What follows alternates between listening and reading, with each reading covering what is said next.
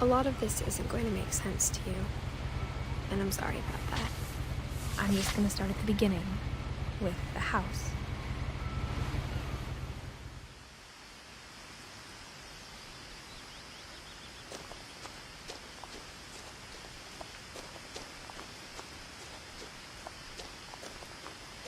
I lived here until I was 11, but I wasn't allowed inside half the rooms.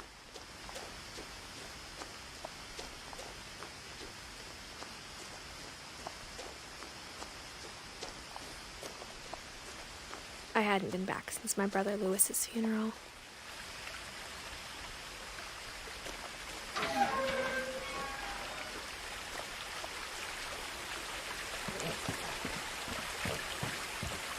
In her will, my mother left me a key, but didn't tell me what it unlocked. Maybe she thought I'd know, or she thought that the mystery would be enough to bring me back.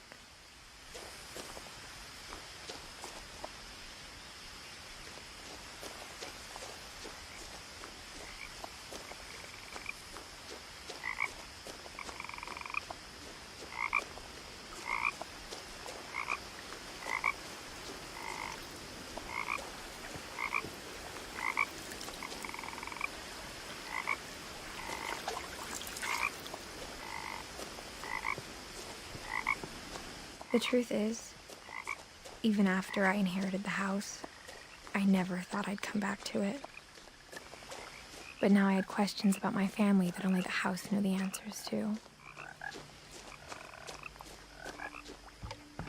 The woods around the house have always been uncomfortably silent, as if they're about to say something but never do.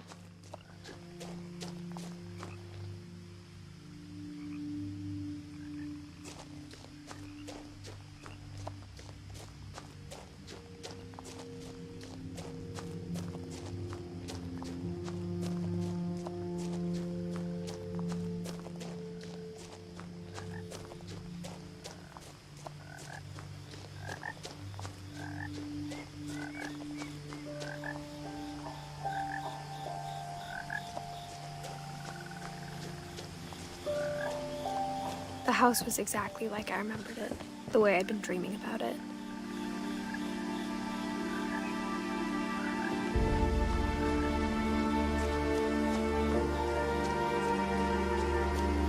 As a child, the house made me uncomfortable in a way I couldn't put into words.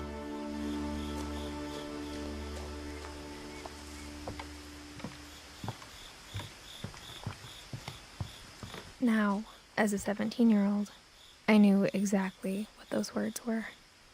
I was afraid of the house.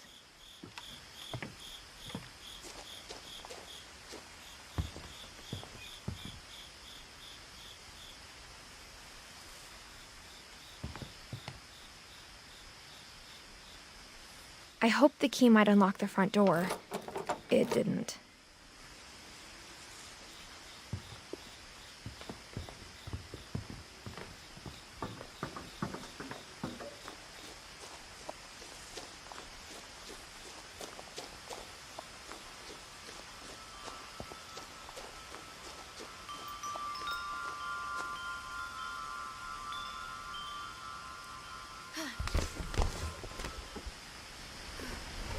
Crawling through the doggy door used to be a lot easier when I was 11.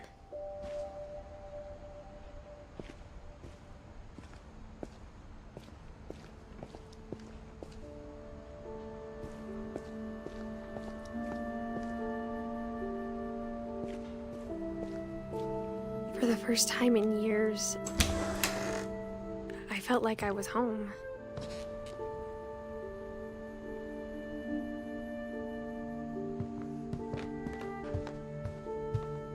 The table was still a wreck from the night we left. It was like a bomb had gone off, killing everyone but sparing the furniture.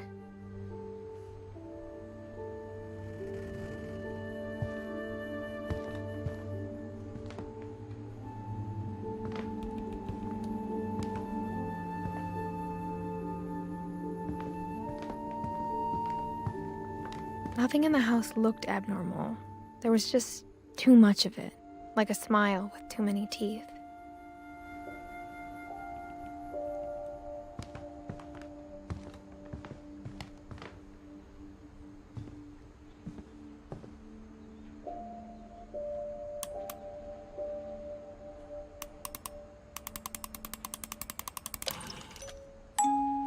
Great-Grandpa Sven built a music box for Barbara, along with the rest of the house.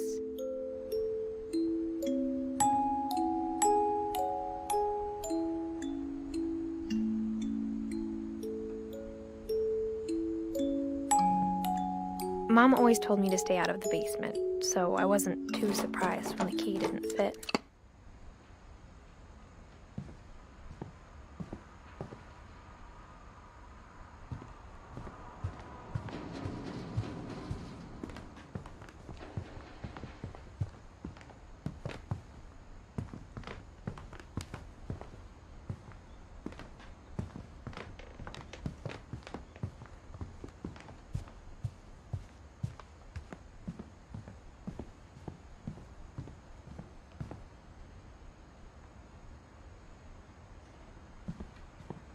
My mom wasn't much of an optimist, but she never stopped believing that my brother Milton was alive.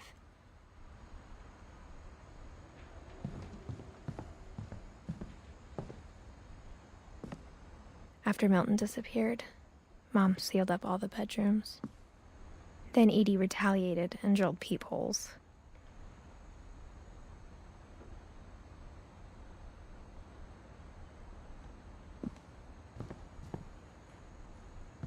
I spent a lot of time playing in Great Uncle Walter's room. I think my mom sometimes regretted not sealing it up.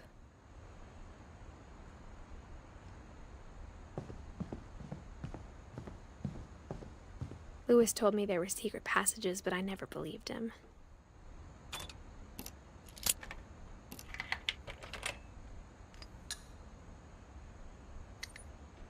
Turns out, my mom was really good at keeping secrets. Now it was time to find out what my mom had been afraid of.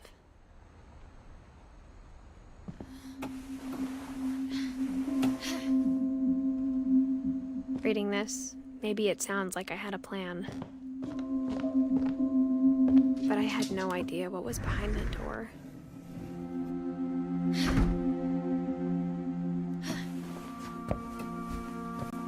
Just like I had no idea where all this was gonna lead.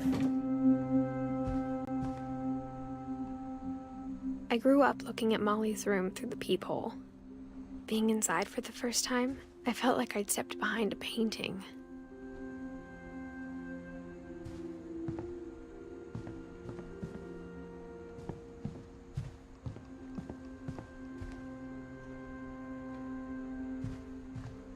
I got the sense Edie had spent a lot of time here, before my mom sealed the doors.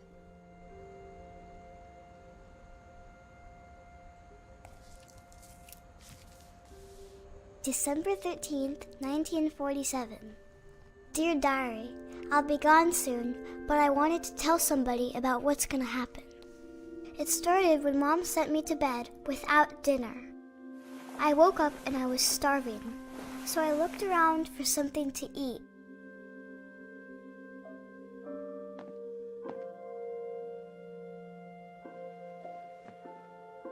My Halloween candy was all gone.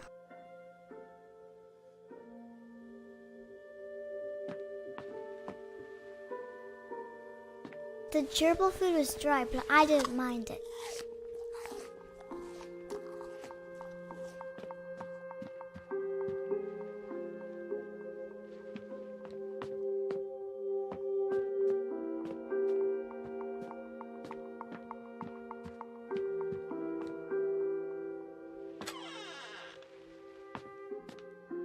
I kept eating and eating.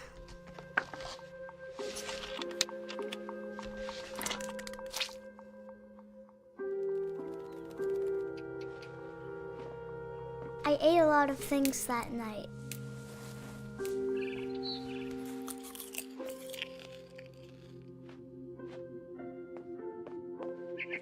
Then I heard chirping outside my window. It was a barn swallow going back to her nest. I reached out for her.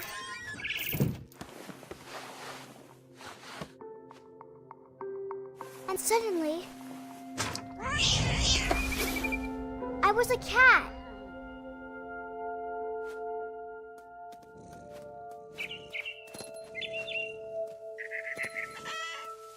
I tried to be quiet, but the bird was really scared.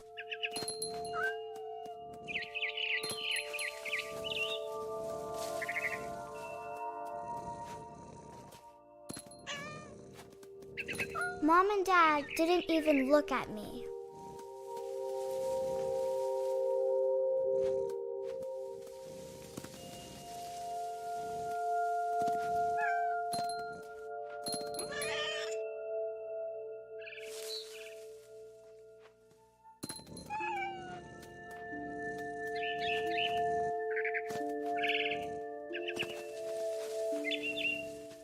I jumped and I almost got her. I could tell she was getting really tired.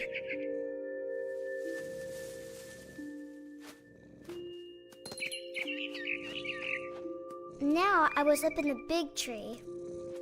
I promised Dad I wouldn't climb it anymore.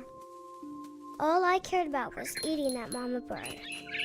I gobbled her up. And suddenly, I was an owl. First, all I heard was the wind. Then I heard little teeth nibbling in the grass.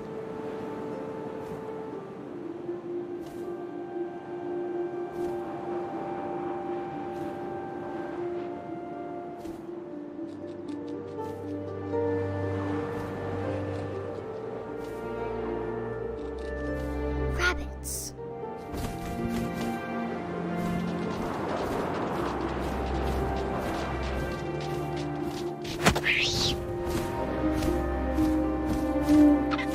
I imagined his face looking up and seeing mine through my talons. I swallowed him up, and I didn't chew one bit. Then I flew off to find something bigger.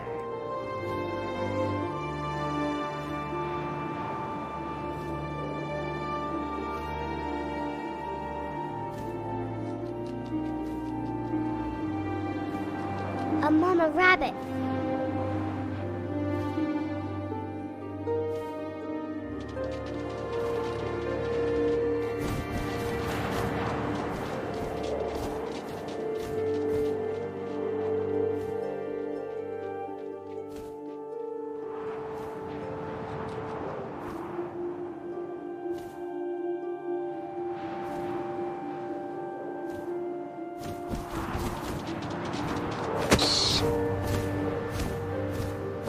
She was almost too big to carry. I started choking, but I couldn't stop eating. And suddenly, I was a shark.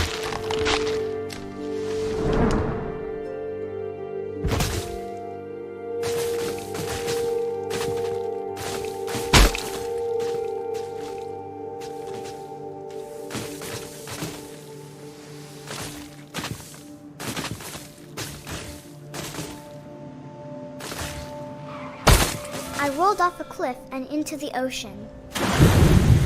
Now, I was hungrier than ever.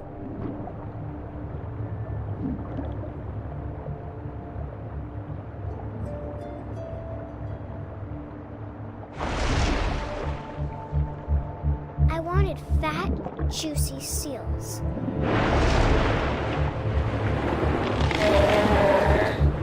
I tore off her flipper, and it tasted really good.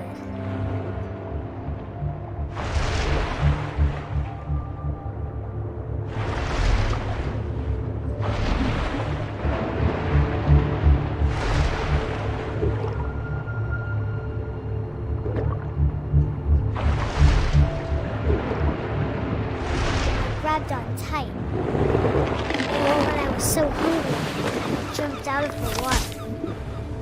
When I opened my eyes, everything had changed.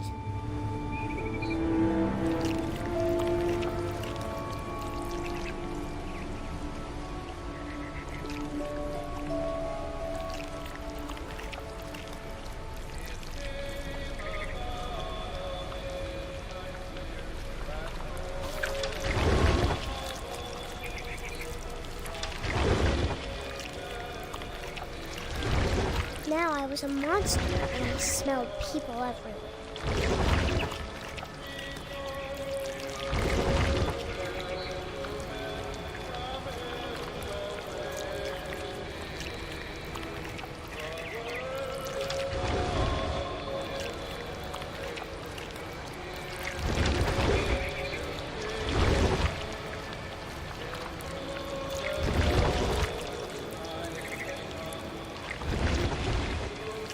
I was big, but I moved real quiet.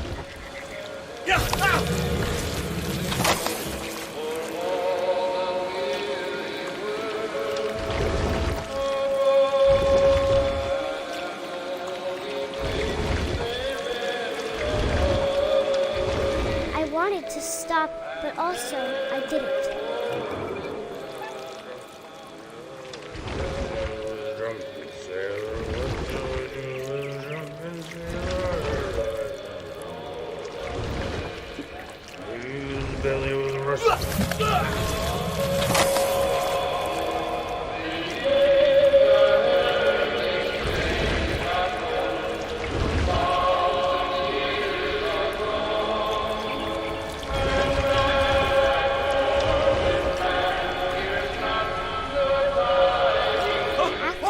Passenger, I was still hungry.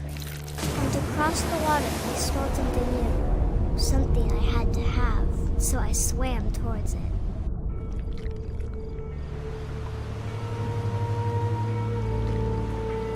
I slithered onto the sand, and the good smell went into an old pipe.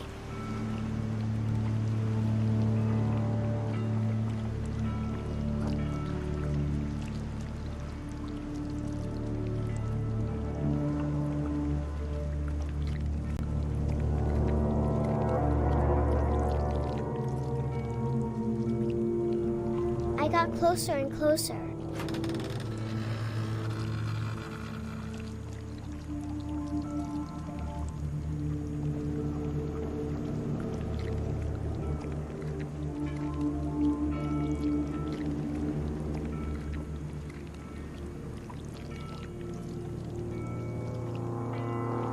All my stomach started growling.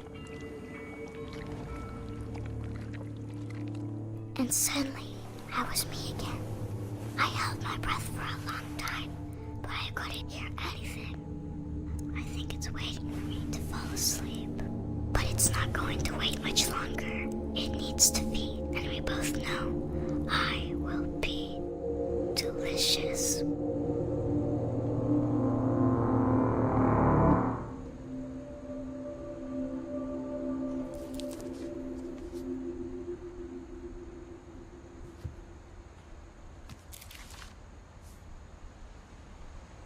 I'm not sure if I believed all of that, but I'm sure Edie would have.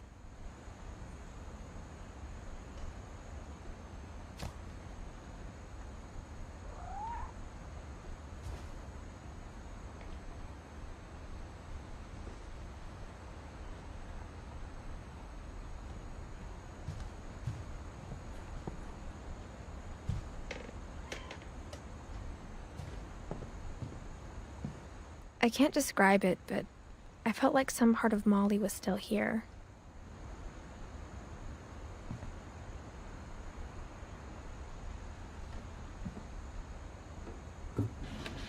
Molly's gerbil had a tiny bedroom with its own even tinier gerbil cage.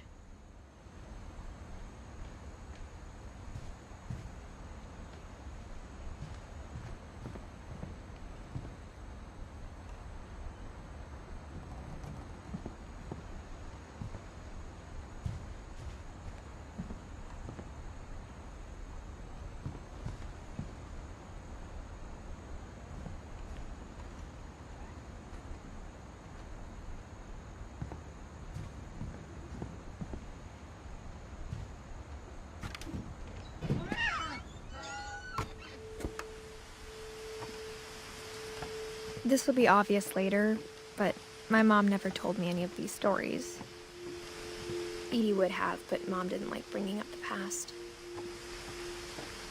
Though, when we adopted a stray kitten, she was the one who named it Molly. I spent a lot of time in Great-Grandma Edie's room. Edie knit me a new pair of gloves every year, just in time to replace the old ones. Louis died a week before we left, but Edie had already started to memorialize him.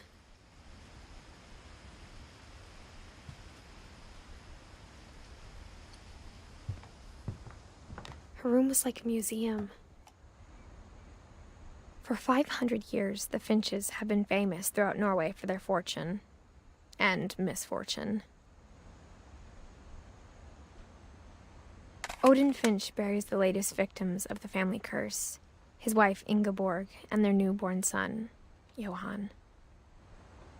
On January 7th, 1937, he set sail with his family and his house, hoping to leave the curse behind. But 40-foot waves off the coast of Washington send the house and Odin to the bottom of the sea. Odin's daughter Edie, with husband Sven and baby Molly, step ashore on their new home, Orcas Island. Odin Finch is the first to be buried in the new family cemetery. His daughter Edie is already dreaming of a new Finch house.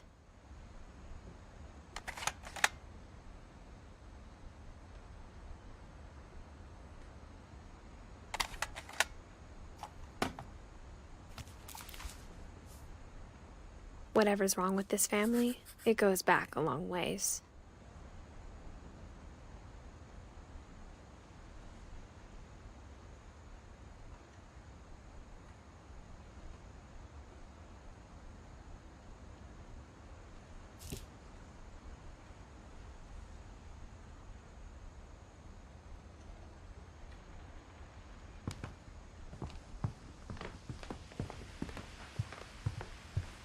Edie gave a big interview about a mole man living under the Finch house. My mom was furious. I hadn't thought of myself as Edith Jr. for a long, long time.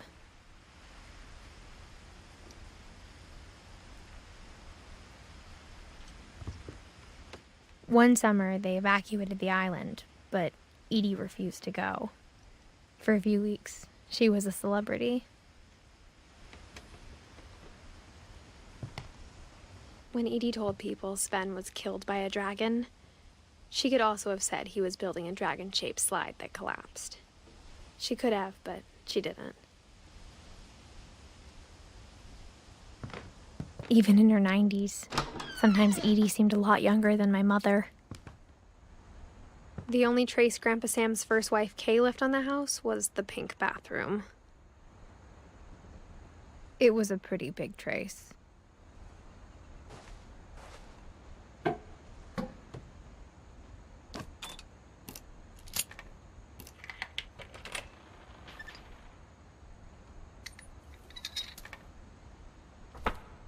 There's a secret in this bathroom.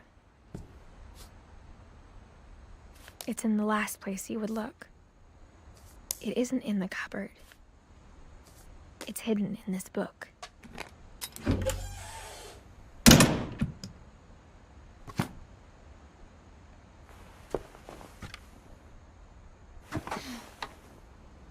Sven gave Sam an old camera he'd refurbished. He never put it down.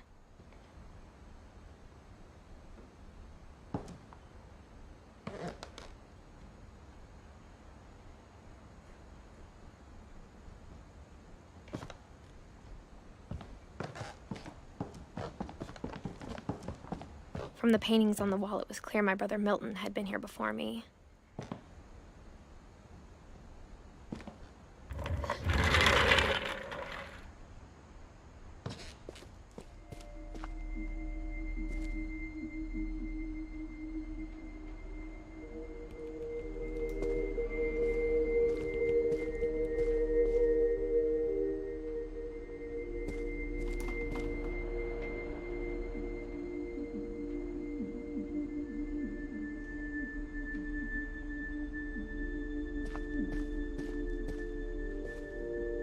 knew Grandpa Sam had a twin, and that he never talked about him.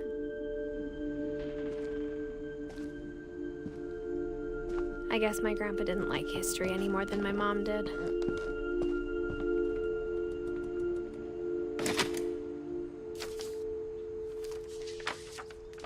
How I Want to Remember My Brother by Sam Finch.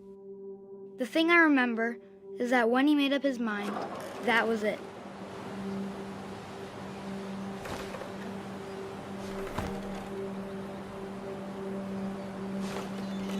My brother said he'd die before he ate another mushroom, and he did.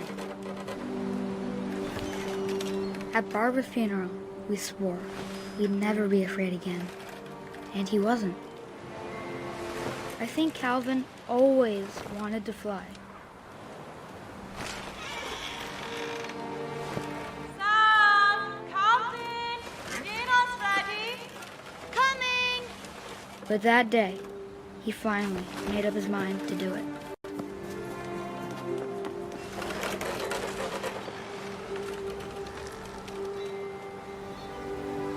I told him going around was impossible.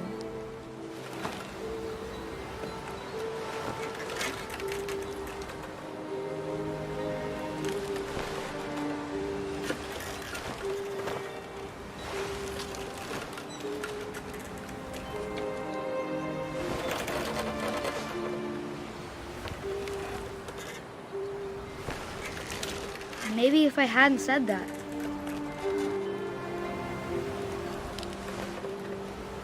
Calvin, I'm not gonna tell you again. Maybe if the wind hadn't picked up. Then maybe he'd still be here. But I doubt it. I think he'd already made up his mind. That's what I want to remember about my brother.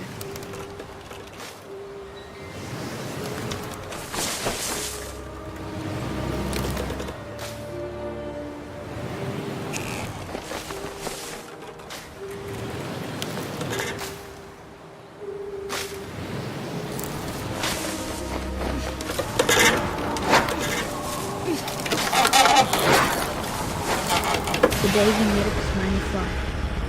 And he did.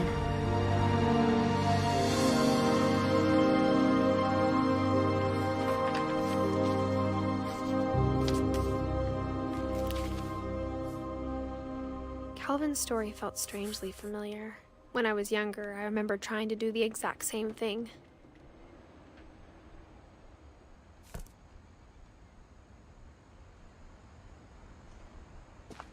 After the funeral, Edie roped off Calvin's half of the room.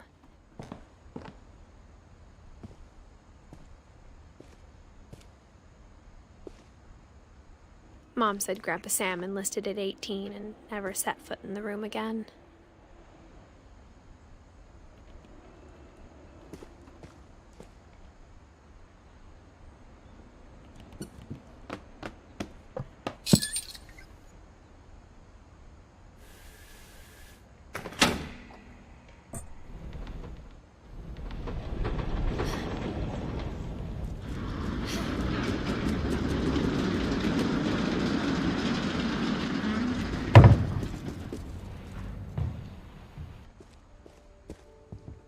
The passages were a pretty tight fit. They'd obviously been built for smaller hands and bellies.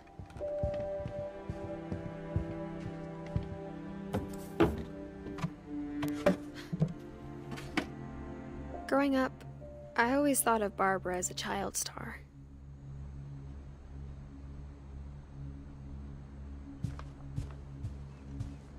I never thought about how hard it must have been for her afterwards.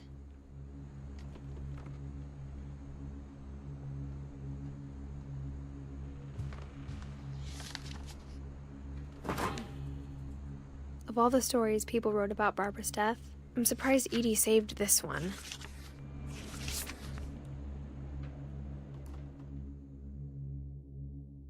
Old Jack here with another ghastly tale inspired by America's most unfortunate family.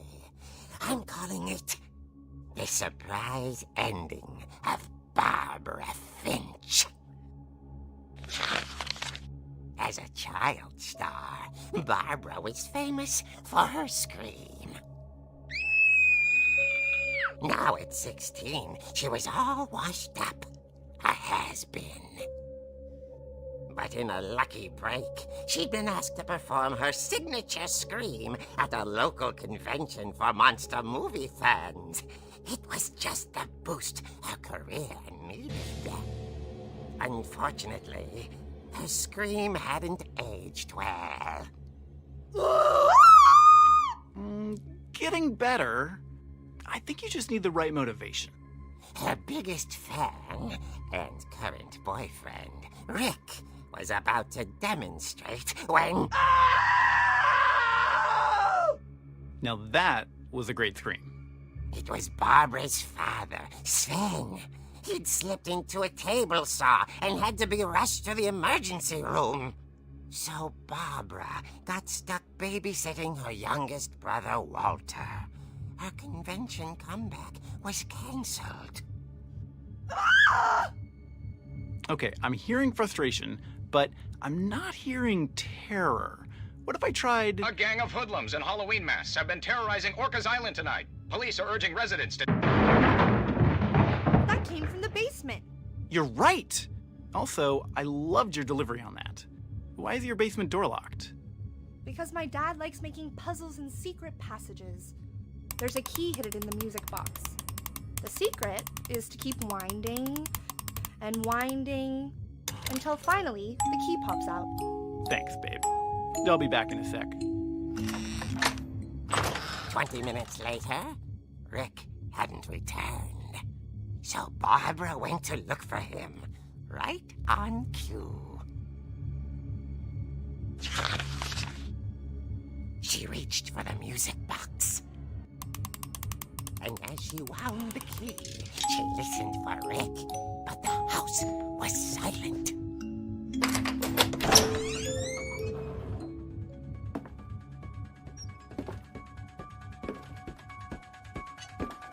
She found Rick's crutch and imagined the worst.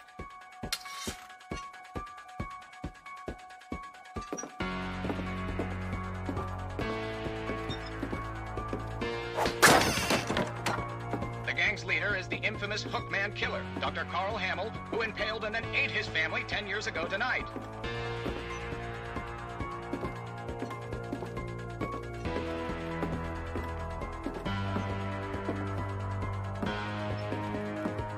Old Finch rattled and grew still. Oh dear! Oh! Rick? Barb, relax. I was just trying to scare you to help you find your scream. Well, I'm not scared, Rick. I'm furious. Then act furious. All I'm getting from you now is that you're hurt and confused and She threw him out, but she kept a little something to remember him by. Barb, have you seen my other crutch? And she was still holding it when she fell asleep watching the late picture show. Hours later... Barbara! Walter, what's going on up there? Ah! Okay, I'm coming up, but if this is a trick, you're dead, Walter.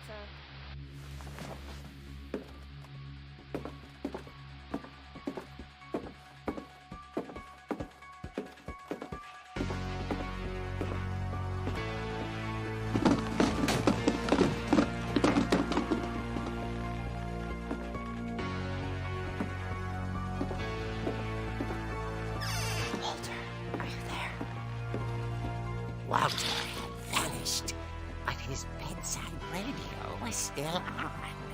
Orcas Island police describe the man as 6 feet tall, with a steel hook for a hand.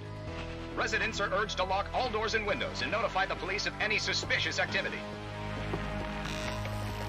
Barbara turned, saw the Hookman, and was speechless.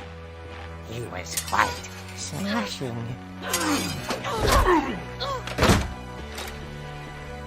And he was. He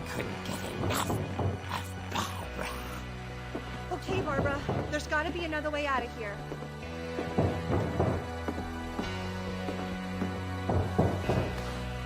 That night, she played her part beautifully.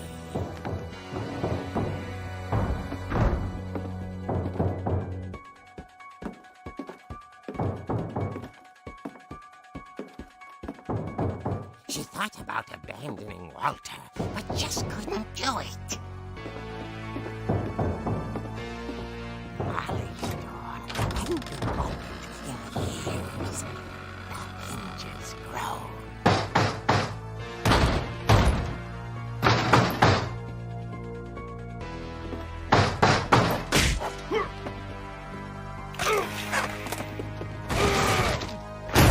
He wasn't moving, but she sensed the story might not be over yet.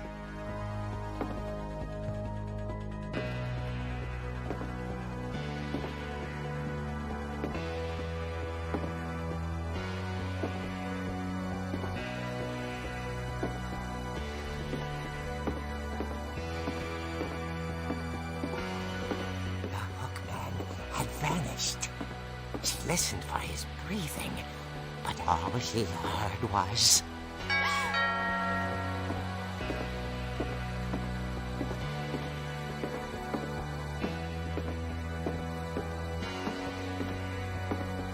At the door, she heard whispering. It was coming from inside the house.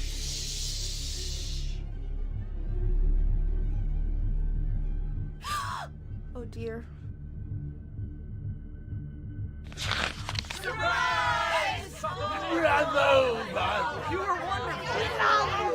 The monsters had come to surprise her. For Barbara, it was a dream come true. Then she saw what kind of monsters they were, and she realized what was about to happen. She was going to be famous. And with her final breath, Barbara Finch gave the performance of her life.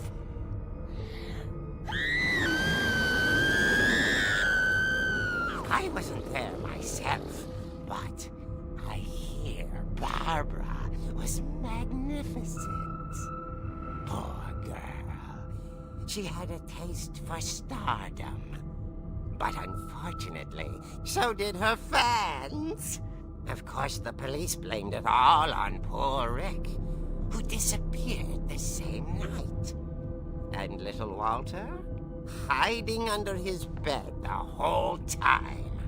He took it all pretty hard, but that's another story. As for Barbara, tucked inside the music box is all they ever found of her. Her ear. Now that's what I call a real eerie tale.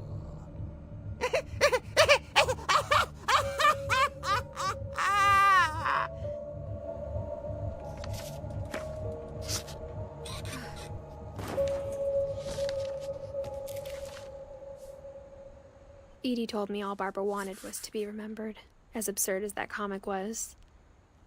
Maybe what Edie saw was a happy ending.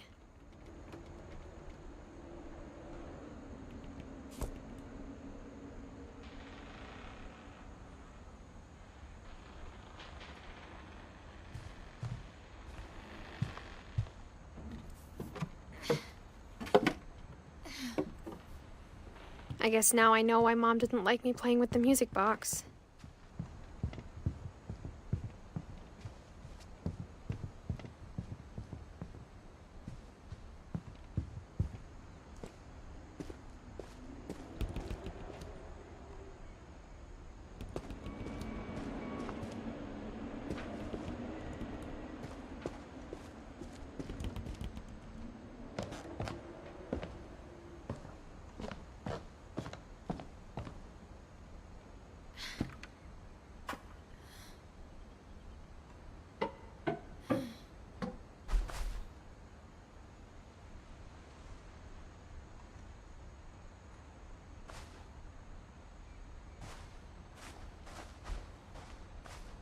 funny.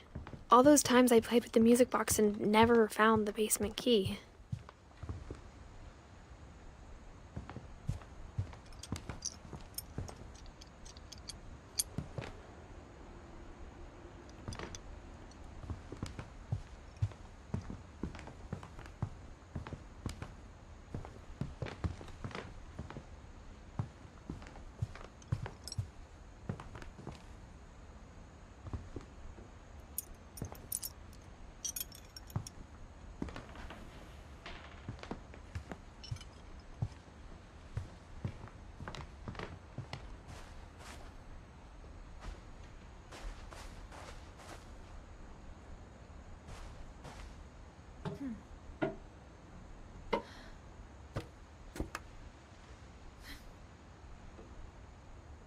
I wonder if that comic was right about there being a key inside the music box near the basement.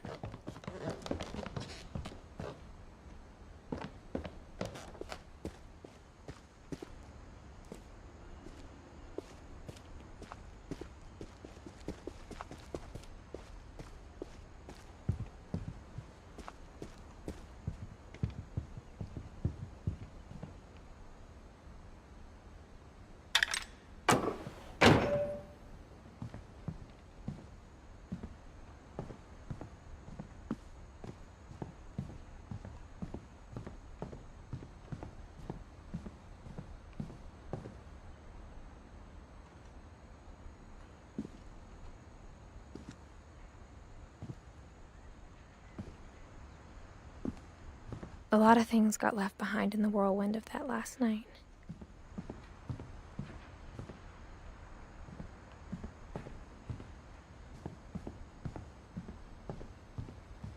Maybe I should go check out that music box down by the basement.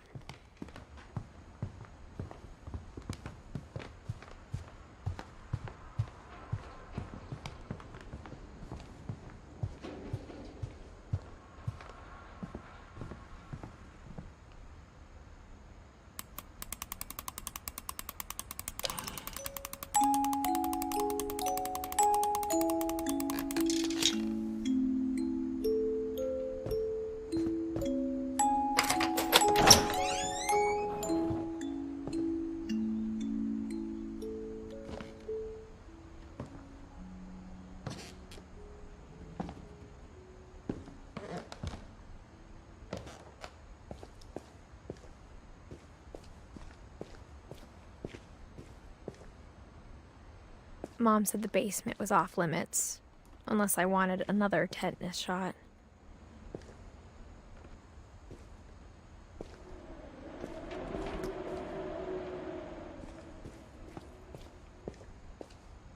I saw Edie sneak down to the basement once, carrying packages.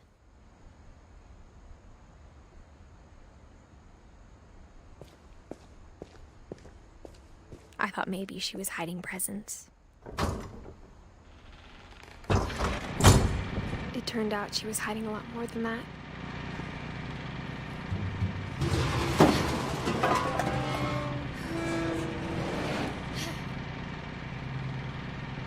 I remember asking Mom once about where Walter had gone. She said after Barbara died, he got as far away as he could. If there's a pattern in all these stories, I think it's that none of us has gotten very far.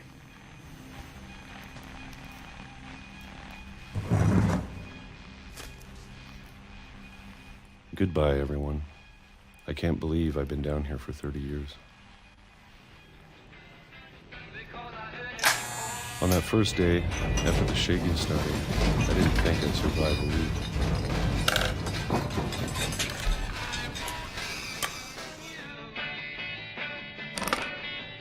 But after a few days, I settled into a routine. That's what kept me sane. Having a schedule, living for today. I always expected to be dead tomorrow. But if you wait long enough, you get used to anything.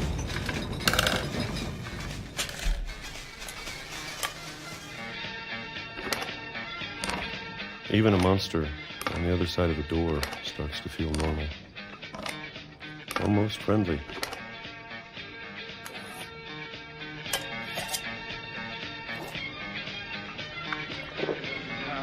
And then one day, everything just stopped. Whatever that thing was, it was gone. Maybe it got tired of waiting. Or maybe I just got tired of being afraid.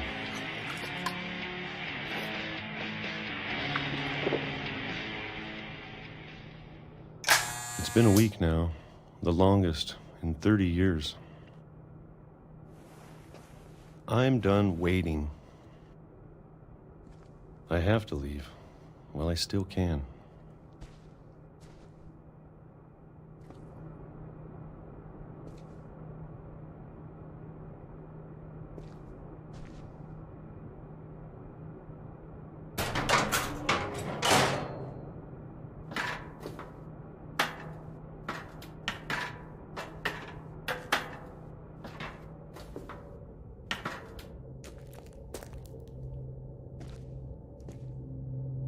I know it's out there, somewhere. Whatever killed Barbara and Molly and Calvin. Maybe this is all a mistake. But I need to stop living the same day. Even if it kills me.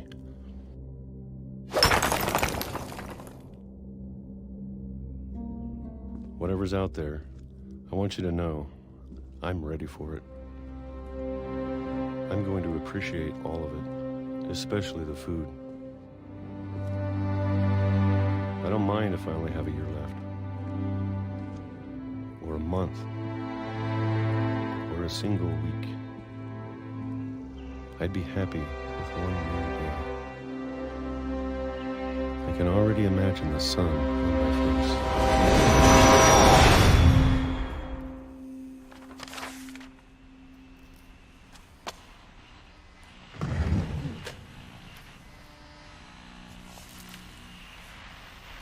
Walter died when I was 6. I can't believe my mom never told me he was down here.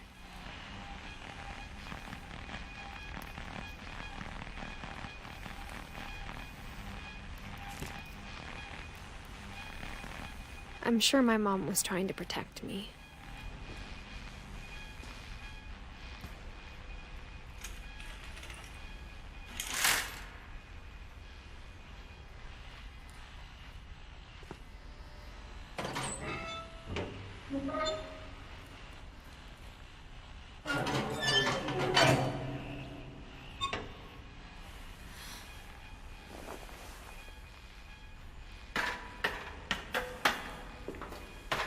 Maybe she was afraid I'd end up like Walter.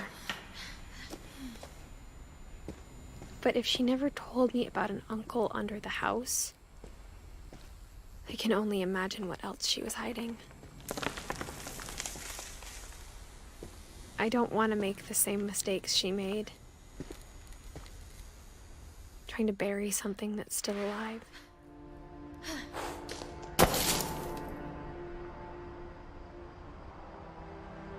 Now that there's only one of us left, or maybe 2,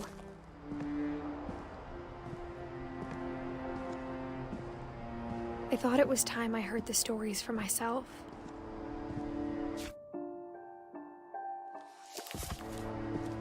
And found out what happened to everyone else. But now I'm worried the stories themselves might be the problem.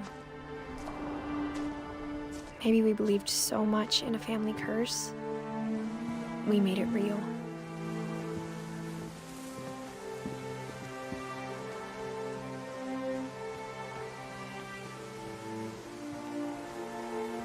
I don't know if I should even be writing this.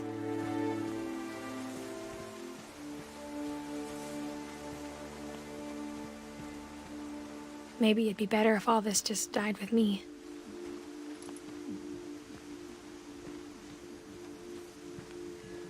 I thought you should know about your family.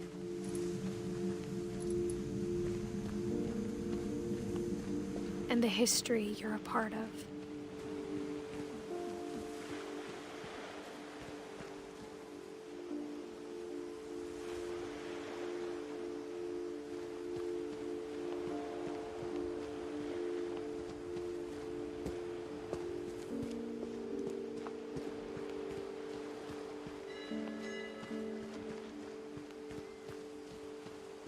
Though to be honest, I feel as lost as you probably do right now.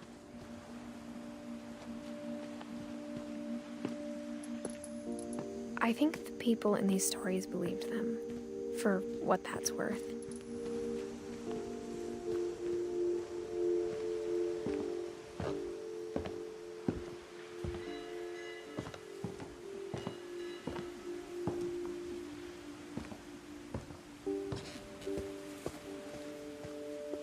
And when you look at the house, that history of imagination and stubbornness and madness, any of it seems possible.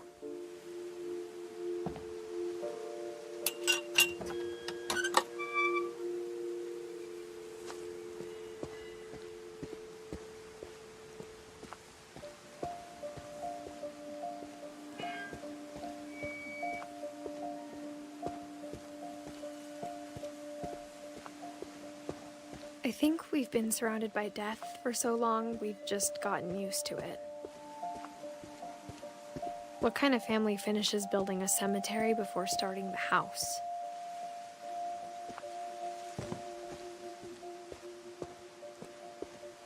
It's embarrassing for me to admit this, but the pet cemetery made me more uncomfortable than the human one. 3 of the gerbils were mine, and 2 had been my fault.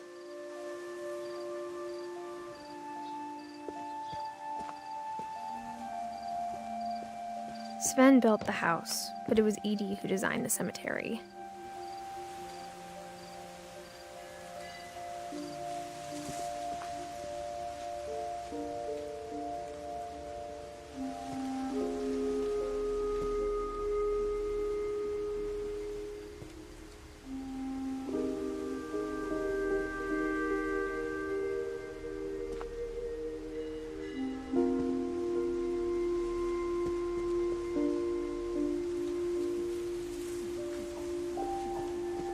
I'm sure Odin's monument had been Edie's idea. My mom was always trying to move on, but for Edie, the past never went away.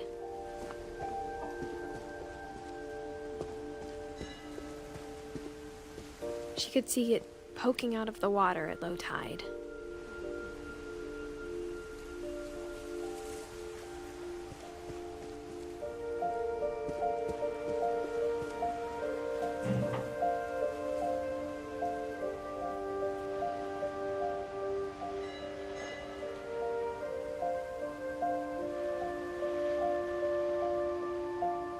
Edie said she dreamed about the old house every night.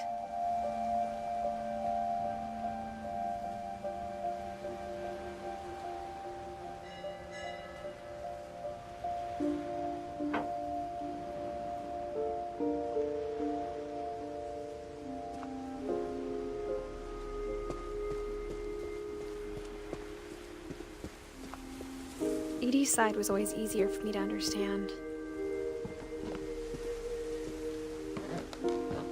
But the older I get, the more I can see where my mom was coming from. Her dad had been pretty strict, but it wasn't enough to save her brothers. She was just trying to do better.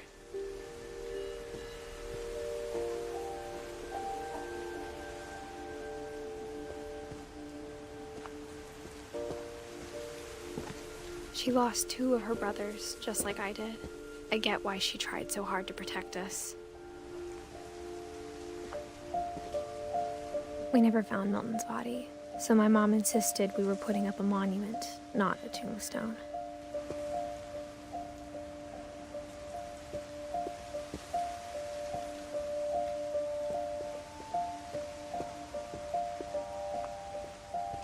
There's so many things I wish I could ask my mom now. Part of me thinks this is what she wanted all along. For me to come back someday and find everything out for myself.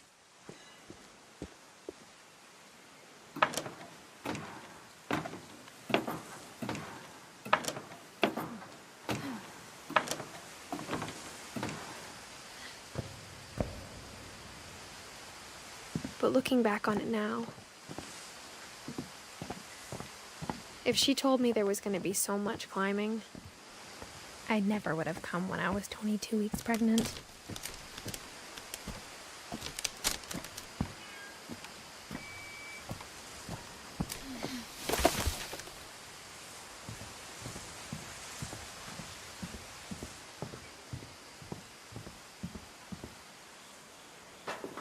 I never met Grandpa Sam, but I think he and my mom had a lot in common.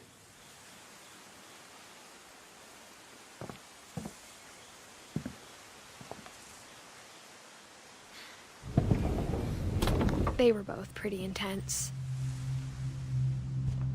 Sam spent his life shooting photos, but Mom said he got nervous being in front of the camera. I guess we're all afraid of something.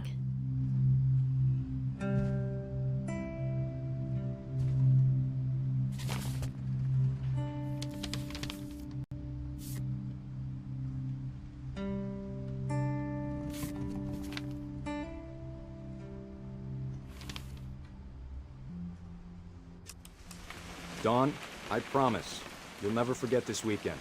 Yes, sir. These memories are gonna last a lifetime. Am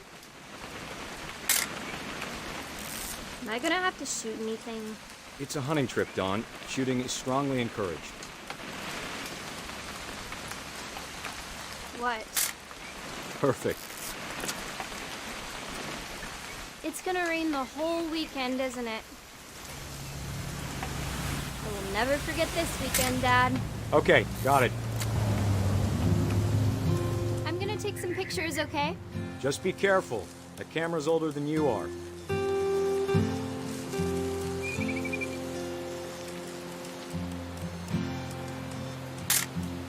Aw. You're right, Dad. It's starting to clear up. Still freezing, though. Definitely should not have drunk all that coffee.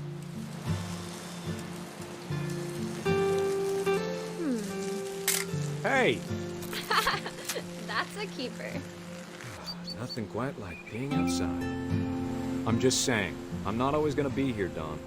You'll need to remember this stuff, if you want to survive. I'll be fine, Dad.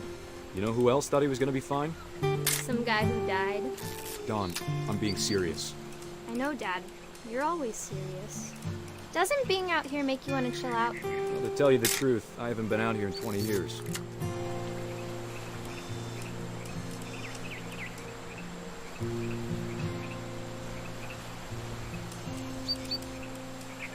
Dad! Good eyes, Dawn.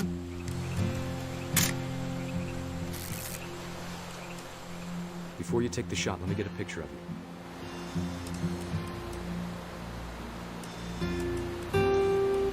Dad, I... Let me get behind you. Do I have to do this? Dawn, you don't have to do anything. But if you want to survive, you'll need to... Great shot, Dawn!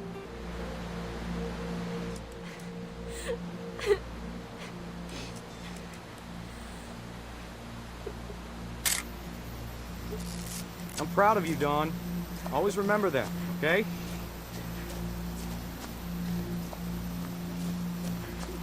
Dad, it's twitching.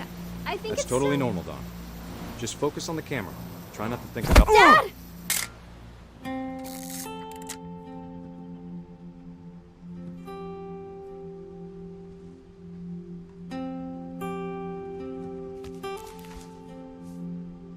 Of all these stories, that's the one I wish most that my mom had told me.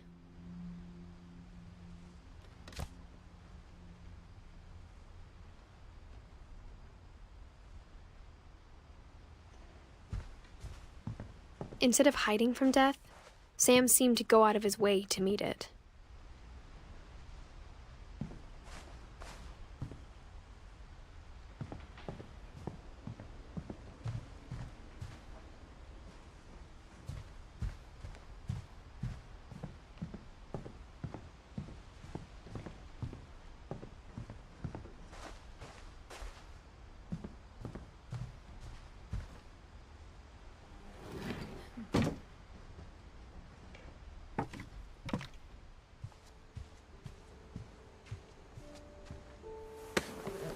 After Sam died, my mom and Edie got really close. They'd both lost a lot.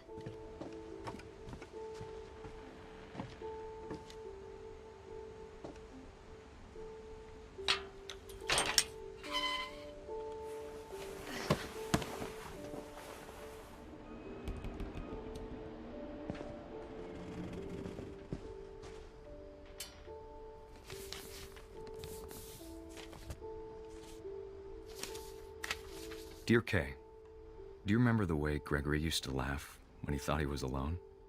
Like something funny was happening, but only he could see it.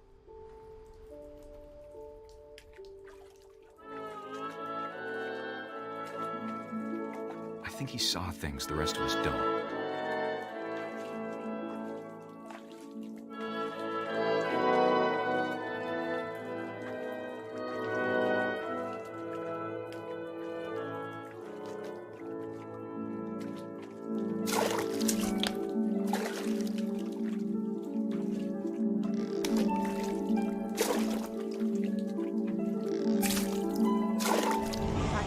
Gregory, it's time to...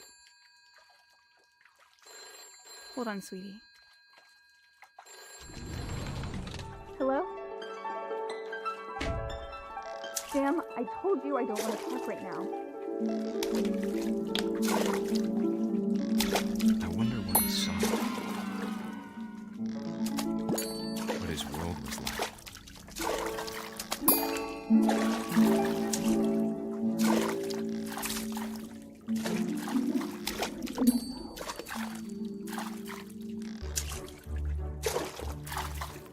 Reminded me so much of Calvin. Lost in his imagination.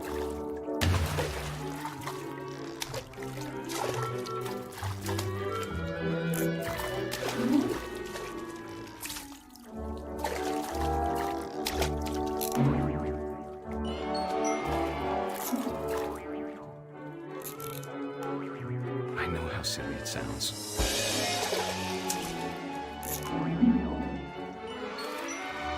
But I worry about a baby being too happy. But I could feel him slipping away. Sorry about that, Gregory. I know you did everything you could. Maybe if I hadn't called that night. Damn it. Hold on, I don't want Gregory to hear this.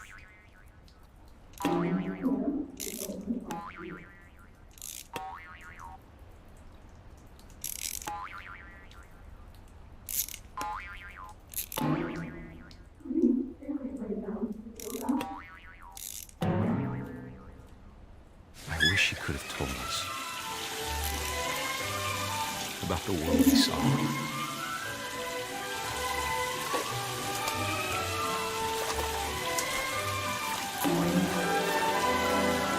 There's so much I don't understand about Gregory, about everything.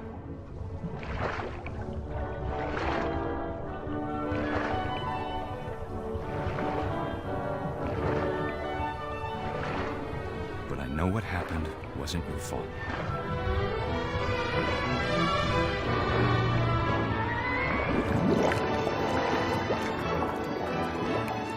I'm sure he's happy. And he'd want me to be happy too. Good luck, Kay. Love, Sam.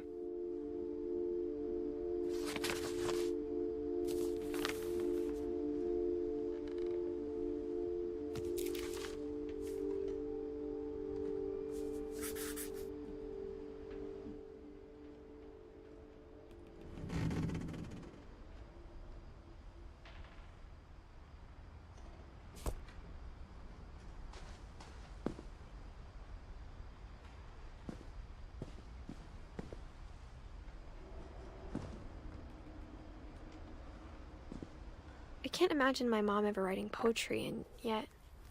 A poem for Gus, who always said the wedding was a bad idea.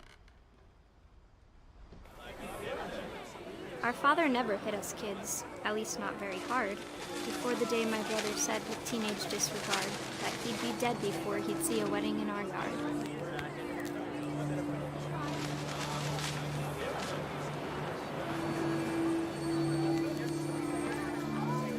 My father made him come, of course, but Gus stood far apart, just flew his kite and bottled up the storm inside his heart.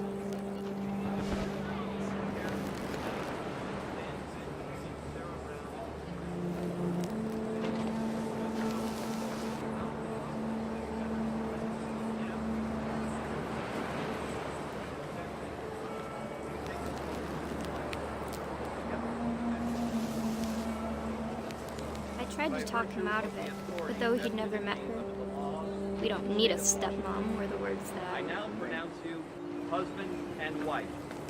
You may kiss the bride.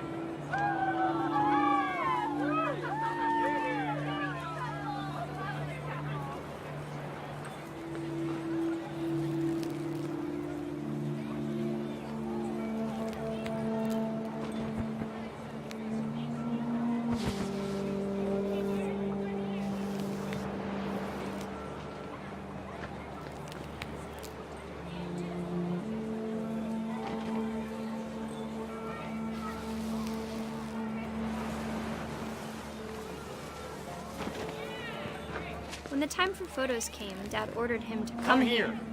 But Gus declined, and as a sign held up his middle finger.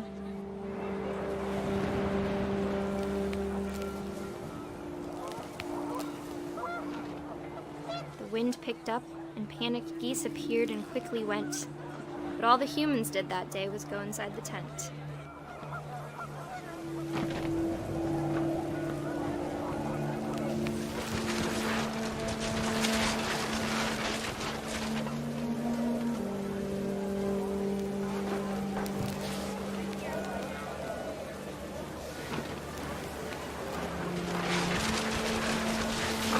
Rain came down in buckets then, but no one seemed afraid that nature might destroy the tent our dad had crudely made.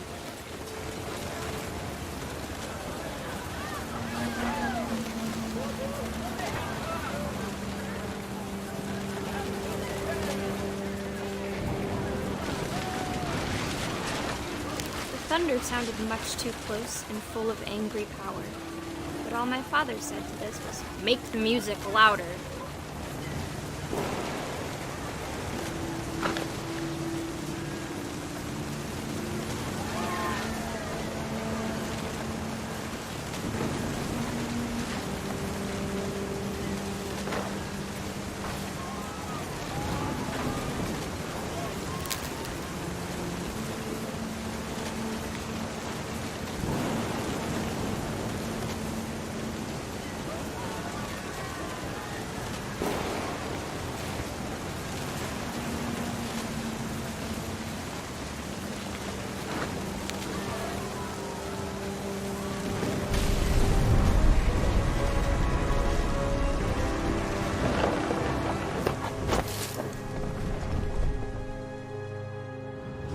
I wish that I could truly say I thought about you on that day. Out there on the beach alone, just you, the wind, the sea, and foam. But I didn't, until we found you.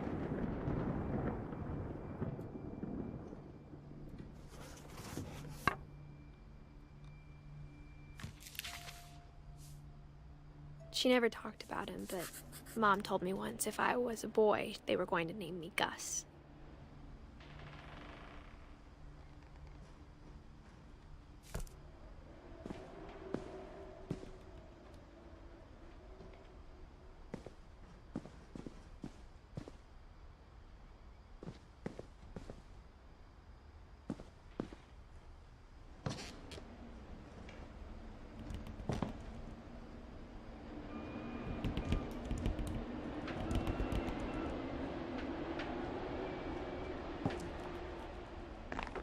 My mom moved up to the loft after her brothers died.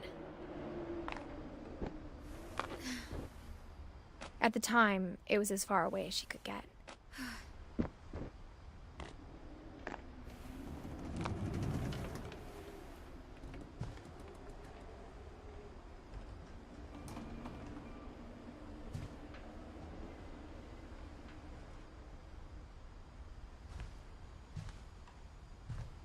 She spent a summer building houses in Calcutta, where she met my dad, Sanjay.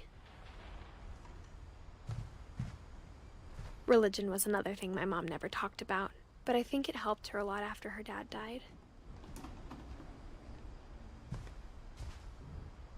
My mom moved to India a week after graduation and got a job teaching English. Louis was born a year later.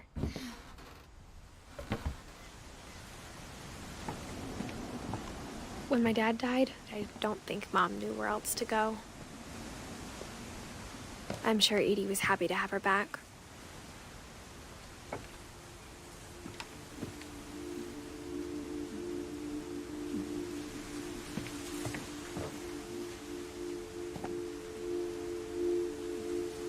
The house had to get a little bigger, but Edie was used to that. And for a while, things were good. Almost normal.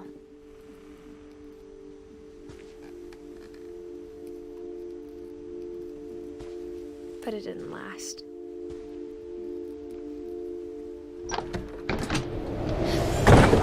The beginning of the end was Milton's 10th birthday, when Edie gave him a castle.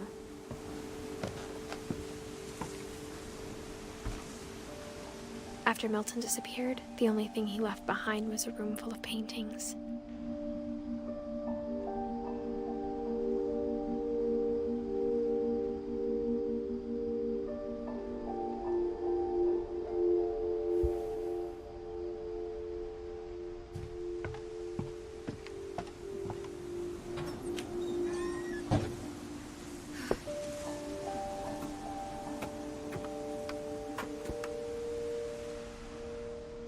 I think Edie was happy to finally have another painter in the family.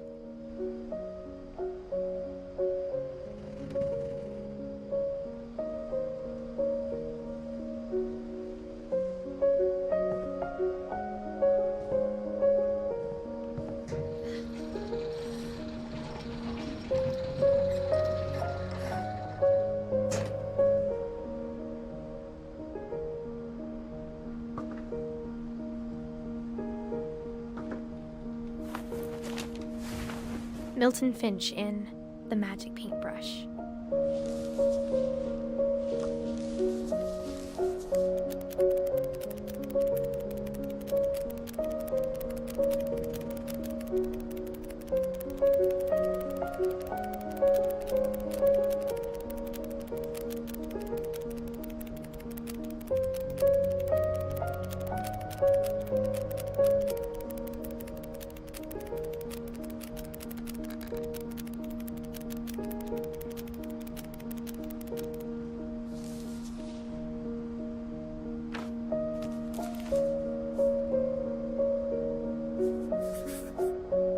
I was 4 when Milton disappeared.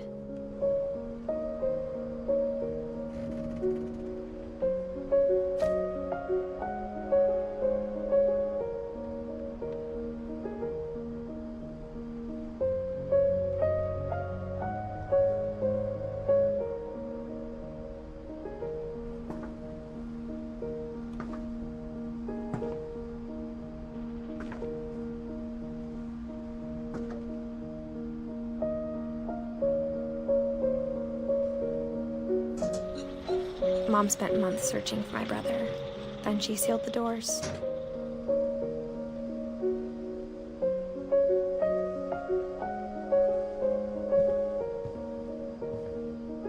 Whatever Milton had found in the house, Mom didn't want it getting out.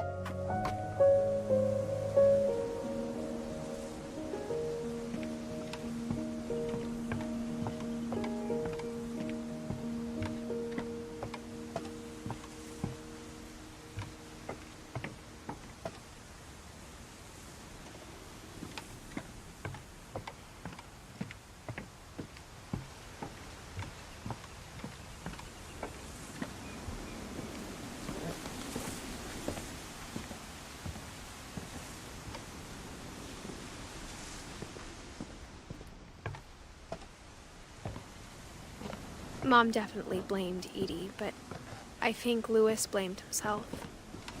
After he graduated, he just spent more and more time in his room, until Mom got him a job at the cannery.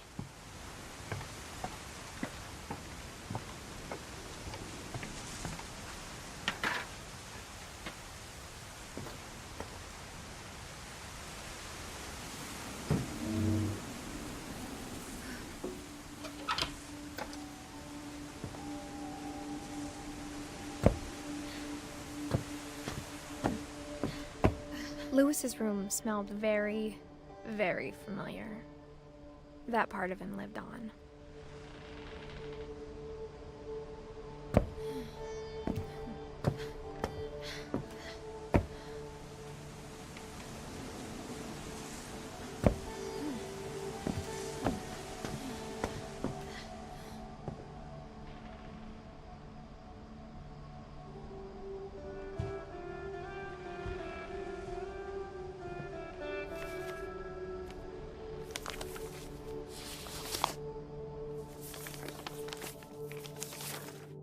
Dear Mrs. Finch, as Lewis's psychiatrist, I can understand your desire for an explanation. As I see it, the trouble began in January, shortly after we convinced your son to seek treatment for substance abuse. Newly sober, I believe Lewis first noticed the monotony of his daily life.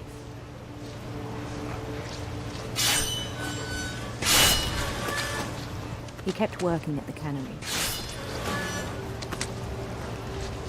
But he withdrew part of himself. In our sessions, I saw the same behavior. His mind began to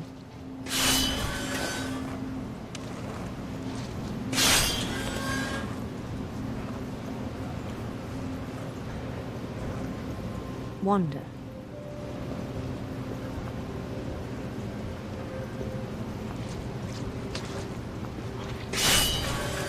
I asked him to describe it. He said he started small, imagining a labyrinth. He'd feel his way about. Then something moved. Bats. And toads.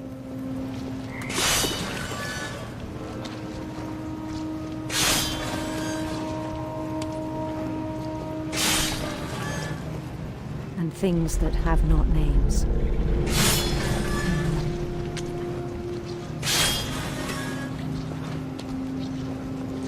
He knew it was all in his head. But he took it very seriously. I had hoped he'd find himself.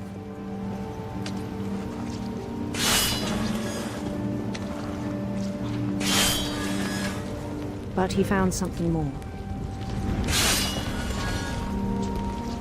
I worried about him then, daydreaming at the cannery. I spoke with his boss. But he said Lewis had become a model employee. Methodical, tireless, focused. Like a whole new Lewis. So I let him go on.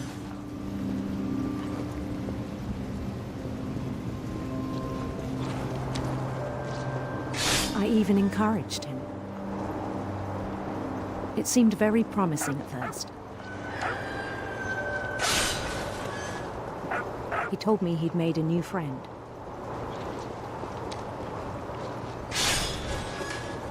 On the edge of a city he named Lewis Topia. He built the city up slowly, brick by brick. Then he made musicians.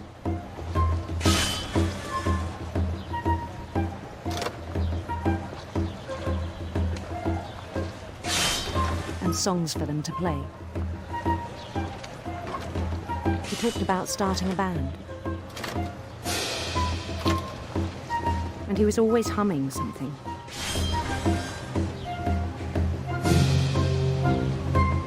Every day his imagination grew stronger.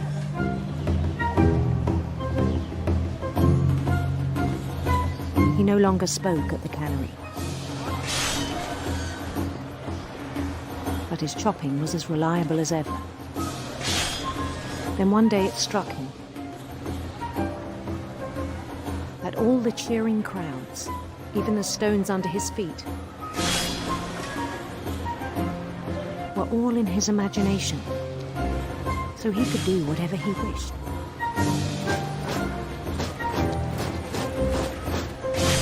He held an election for mayor. And he won. They begged him to stay, but his mind was already wandering. It became a game for him.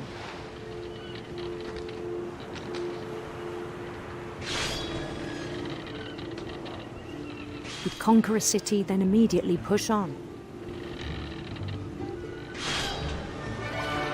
New Louisville.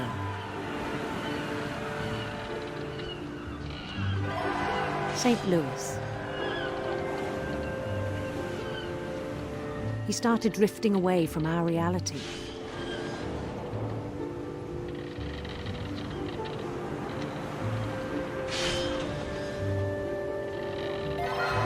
Minneapolis. Until one day he forgot to go home from the cannery. Even as his mother pleaded with him, part of Louis kept sailing on.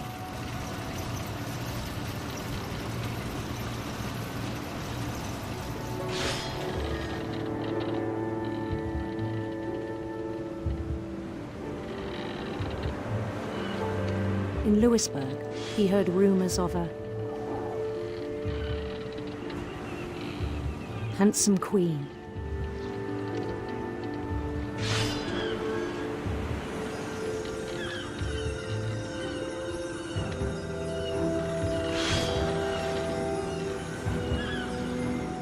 The queen was on her own quest for sinister serpents.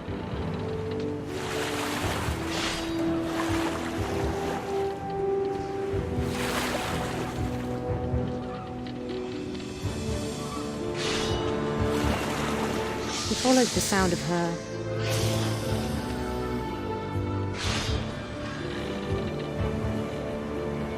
electric sitar.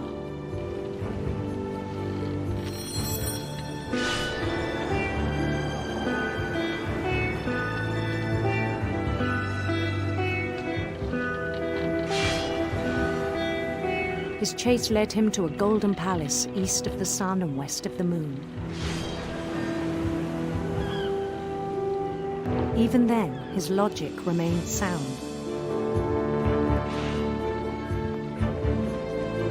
He knew the world was all in his imagination.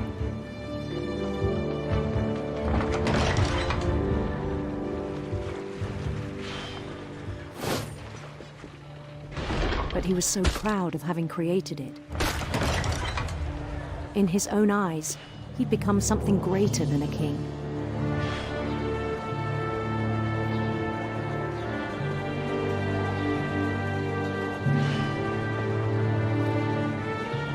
For someone who'd never known success in the real world, I think it was overwhelming. And then it struck him that the real Louis was not the one chopping salmon, but the one climbing the steps of a golden palace.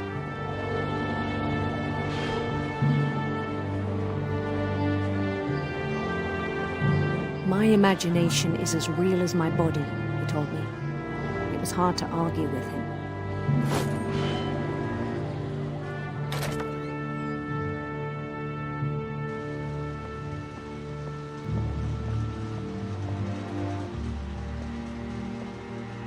We began to forget the world we know.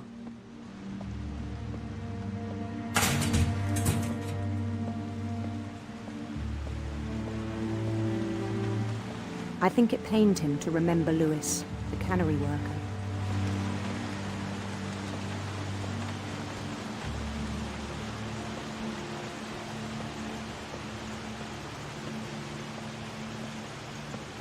He began to despise the man with a royal contempt.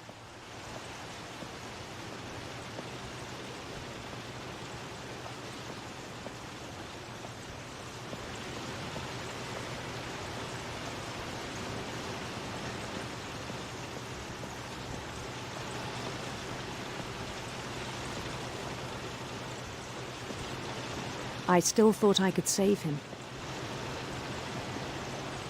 Even after he said he was being crowned king over all the lands of wonder. The palace would be packed with his companions.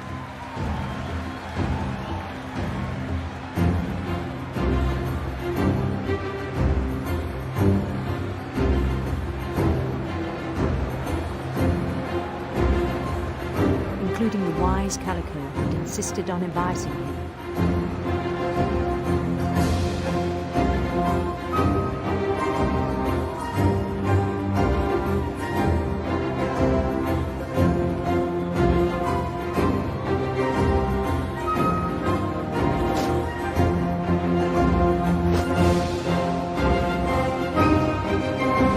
His queen waited, holding his crown.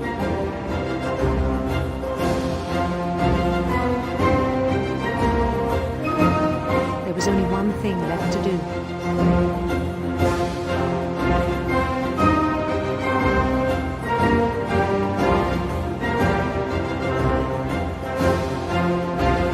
Bend down his head.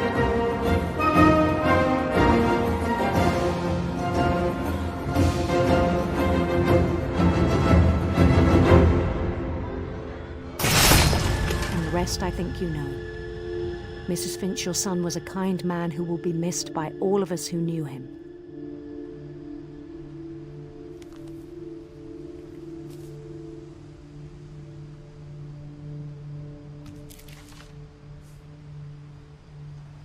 My brother was really cool. I wish you could have met him.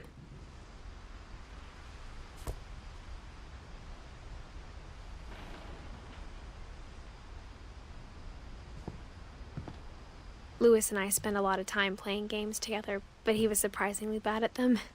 He died a lot.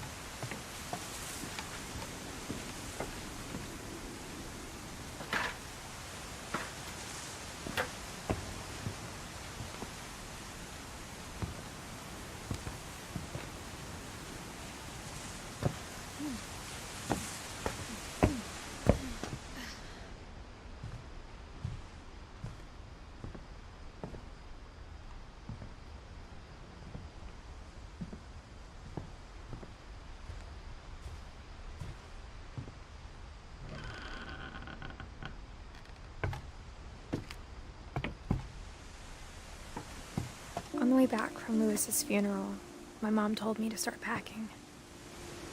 She waited until the day before we left to tell Edie.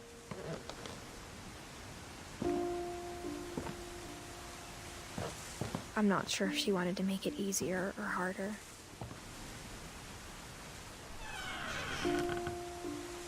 I wish we'd stayed.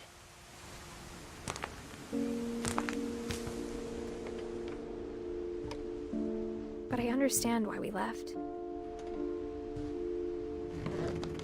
My mom ended up leaving everything behind. What happened that night had been coming for a long time. Maybe it should have come sooner.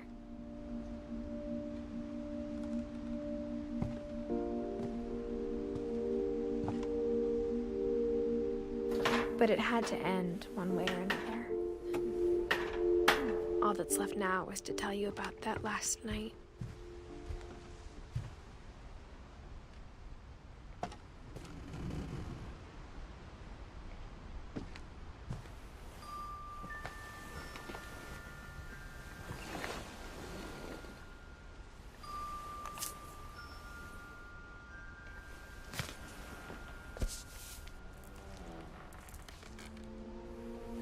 That whole last day, Edie just watched us pack and didn't say a word.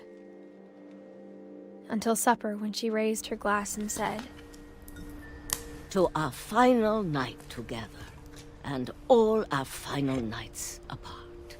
Grandma, you know what I said about alcohol. Some of your medications are very Edith, specific. I left a present for you in the hallway. Why don't you go open it? The grown-ups have to argue now.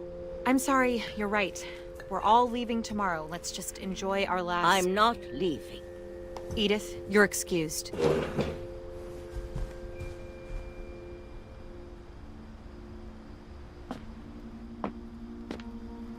The power had been shut off that morning, but Edie always had plenty of candles. When my mom sealed the library, I don't think she knew about the other entrance, or that Edie had a key to it.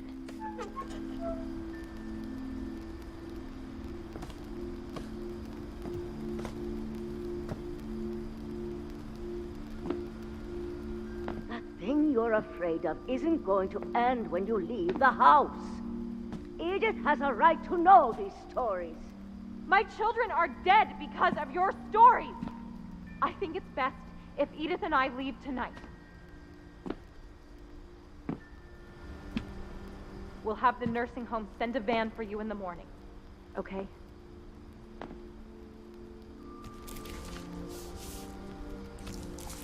Dear Edith, there's so many stories I wish I could tell you, but there's only time for one. This is about what happened on the night you were born. That night, the tide went way, way out. It was the first and last time I ever saw the old house aground. There'd been an earthquake out in the middle of the ocean. They called it the lowest tide in 1,000 years. God, it smelled awful. You know, I've seen that house every day of my life.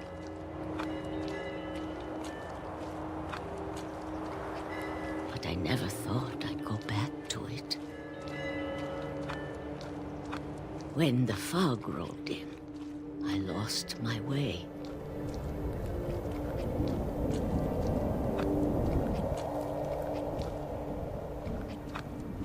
I got turned around.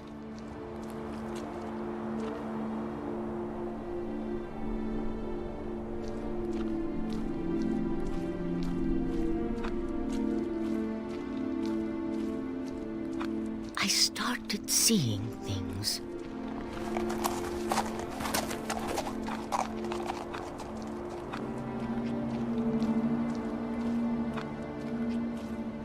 Things I'd forgotten had ever existed.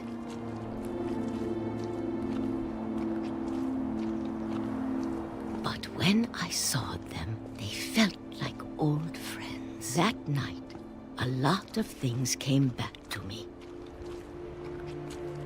Or maybe I came back to them.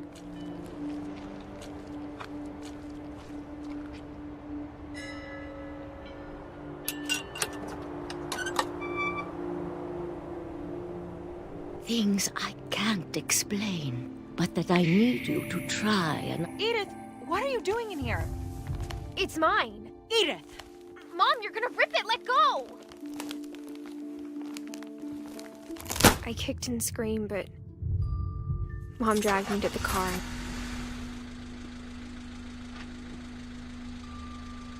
I never saw Great-Grandma Edie again. The next morning, the van came to pick her up, but she was already gone. After that, we moved around a lot.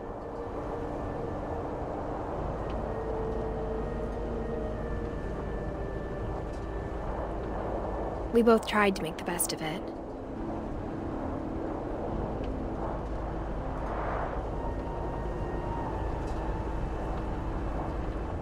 A few years went by.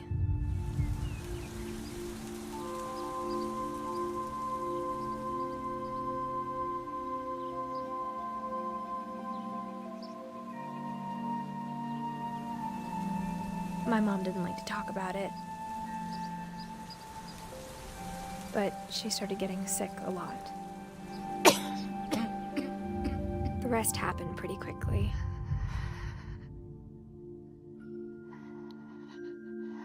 She got better for a while, and then she didn't.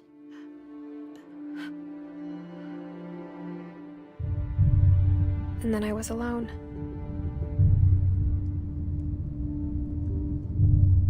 the last Finch left alive.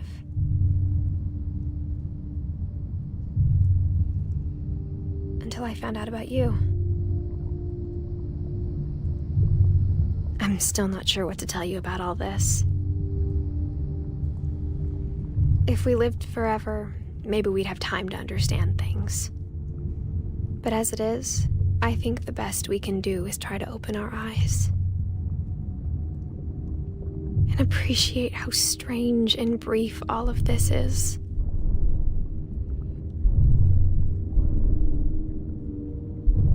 This journal was supposed to be for you. But now I hope you'll never see it. I just want to meet you and tell you all these stories myself. But I guess if you're reading this now, things didn't work out that way.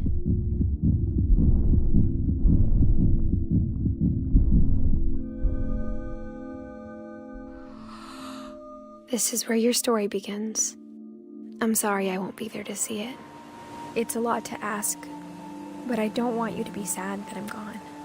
I want you to be amazed that any of us ever had a chance to be here at all. Good luck.